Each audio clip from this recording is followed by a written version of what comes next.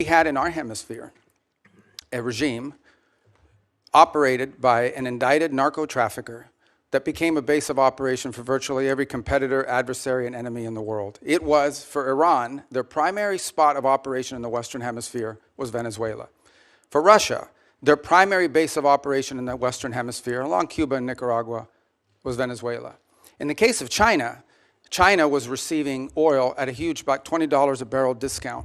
And they weren't even paying money for it. It was being used to pay down debt that they were owed. This is the oil of the people of Venezuela, and it was being given to the Chinese as barter at a 20% discount per barrel in some cases.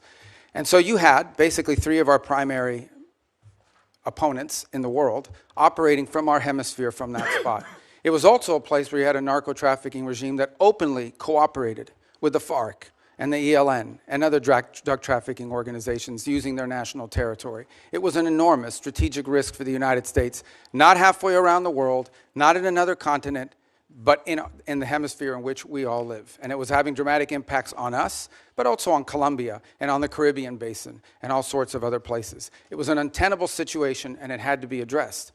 And it was addressed. And now the question becomes what happens moving forward. As I've described to you in previous settings and in individual conversations, we had three objectives here. The final, I'll work it backwards because the end state here is we want to reach a phase of transition where we are left with a friendly, stable, prosperous Venezuela. And